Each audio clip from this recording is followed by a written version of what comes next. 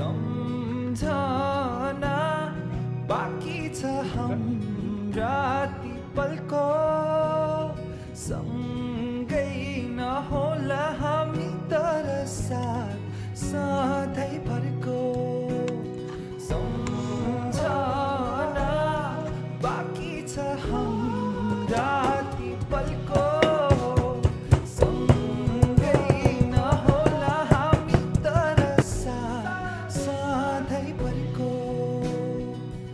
धेरै दिनबाट यहाँ शून्यता कालो बादल छाएको जस्तो